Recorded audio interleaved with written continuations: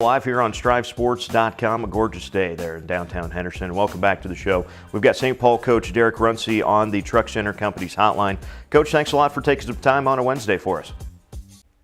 Yeah, no problem. Thank you for having me. You guys have had an interesting year, 16-9 overall, I believe the record. So what has been some of your highlights that you've seen the girls develop the most over the season? I think one of our biggest highlights of the whole entire season was probably getting third place at the conference tournament.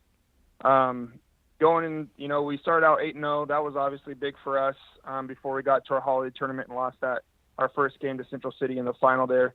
And then we kind of had a time right after that. We played SCOTUS tough, had them at half and kind of let that one slip away. And then we started dealing with injuries and sickness and had a bit of a lull there midway through January. And then towards this end of the season, we're probably playing our best basketball. Our girls have kind of gotten healthier for the most part, and they're just gaining confidence. So I think just getting better throughout the whole season has been huge for our girls. Talk about a turnaround you guys had against Ord, losing big in a regular season matchup, and then about a week later in that conference tournament, you turn around and were able to come up with that victory. What was the big difference in that turnaround? I think the biggest thing is we made a ton of adjustments compared to the first time. When we played them down there, they shot over 60-some% in the first half. Our girls kind of were shell-shocked a little bit. We had a game plan going in, and the game plan wasn't working. I mean, we held their three best basketball players to a low point total in that first half, and the rest of their bench really picked it up and just kind of put it on us in the first half, and our girls kind of mentally were kind of gone after that. And so when we turned around for this game, a lot of the stuff they did to us the first time we worked on in the shoot-around that morning for about an hour and a half of just trying, hey, this is what they did, this is how they got us, what are we going to do differently this game, and just kind of walk through what we needed to do against them so that we wouldn't turn the ball over as much, or we would find their shooters better. They do a lot of stuff driving baseline and kicking out the corners, and we wanted to take that away. They hurt us on their on-ball screening action the first time, so we went over how to take that away. So I think the biggest difference was mentally we were much more prepared the second time we played them than I think we were the first time. I mean, obviously, the first time we played them, we didn't even have a day to prepare. I mean, we played Kearney Catholic the night before, and then we had to play them the very next day. So all we had was a little hour shoot-around. So this time we actually had a day. Well, we only had the same type of way to prepare, but we knew. We played them before, so I think we're a little bit more prepared mentally on what to expect from them. Coach, I looked online and took a little peek at your stats, and it was interesting, to me anyway, that looks at a lot of different team stats, in that there isn't really anybody on your team that overly stands out. Nobody with the big point total or the big rebounding total. It really does seem like you guys have a balance that is got to be great as a coach to have on a nightly basis. It really is, and every night it is somebody different. I mean, Clara Thede is leading us in scoring, I think a little bit over 11 points a game, but you got Bailey at 7, you got Leslie at 7, you got Brooke at 6. I mean, we got Taya around 6 points, so we have someone different every single night, which makes it hard to prepare for us, for one, because you can't really stay on one girl or take one of the options away because someone else is able to step up. But this is a very diverse team. I mean, we really offensively take whatever the defense gives us. If they're going to let us shoot threes, we'll shoot threes and hope they go in. But a lot of us is just playing team basketball, moving the ball around. I mean, we average over 10 assists a game.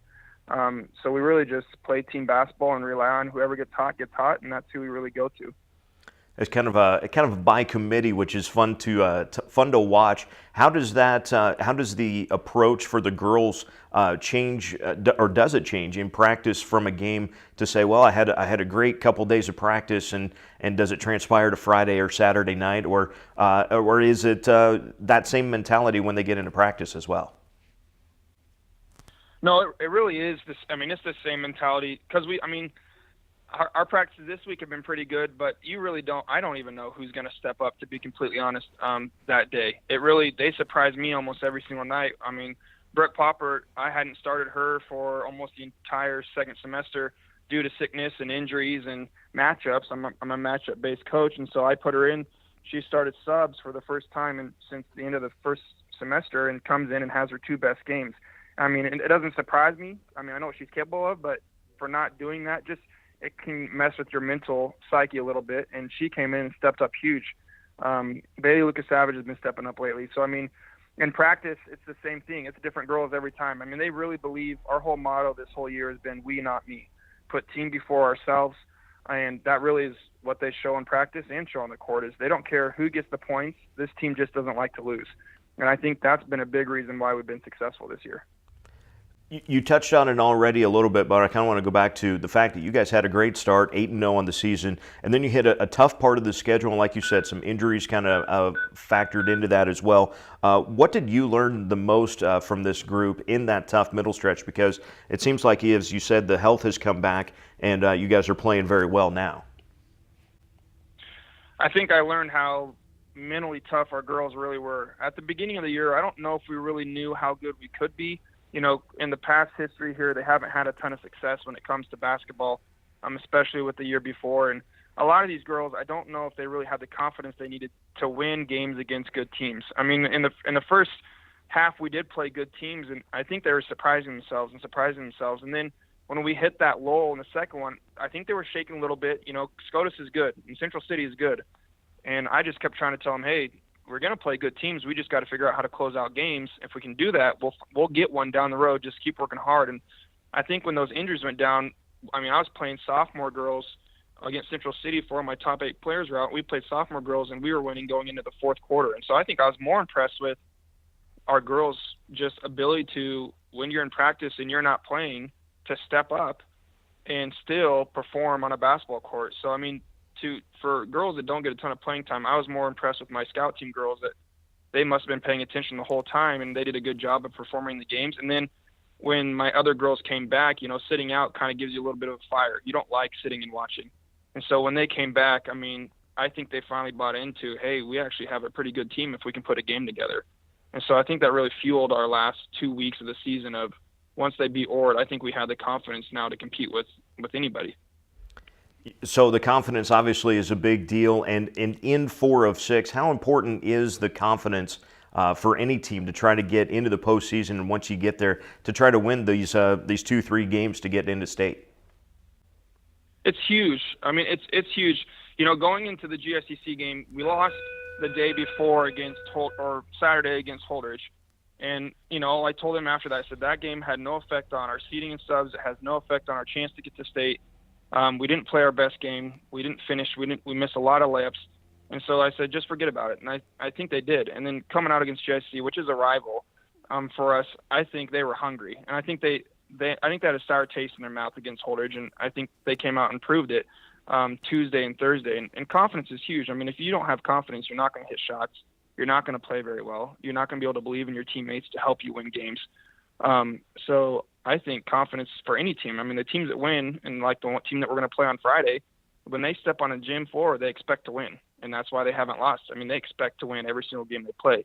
And so I'm trying to get that ingrained into our girls' head and kind of build a culture around here that, hey, we should win games because we prepare well. And if you prepare well, you're going to be successful. And so I think that's what we're trying to change around here is they practice so hard that as long as they continue to do that, they're going to see good results. Well, you mentioned the opponent for Friday, the Kearney Catholic Stars, undefeated. They've gotten you guys twice. So what is the scouting report can't be a whole lot different than it was from the first 2 games. So what do you try to instill before Friday night to give your girls the best chance? Well, this week we've been working really hard. I mean, I think we probably had 2 of our best practices the last 2 days.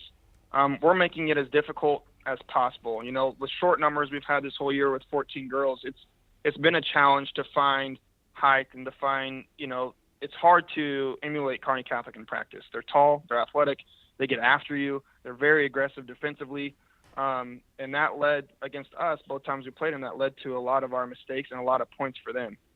So this week of practice, I mean, game plan is we need to take care of ourselves more than anything. First time we played them, we were within 9 in the third quarter, but our turnovers led to 36 points for them. And that's more than half their points. And then the second time we played them, we were within 9 at half, held them scoreless for the first 5 minutes of the first quarter, and we come out second half, and our turnovers again led to about another 20 points for them. So I think if we can continue to make things tough these next couple of days, get our girls strong with the basketball, and just be prepared for, hey, you catch the ball, they're going to bean you. They're going to trap you. I mean, so our game plan is just take care of ourselves. Offensively is really big for us. Our defense has always been solid for us all year round. I think we held them to 37% shooting the last time we played them, which against Kearney Catholic, who shoots close to 50%. That's pretty good. So if we can just take care of our mistakes and fix those, I think we got a shot to win this thing. Well, it should be a lot of fun to see what transpires later on this week. Coach Derek Runcie with St. Paul, thanks a lot for the time. Best of luck to you and the girls coming up this weekend. Thank you, and thank you for covering us. Absolutely. We will come back and we will have an in-studio guest. Heartland girls coach Greg Vierhusen is just pulling up outside, so he's next on Prep Huddle Live.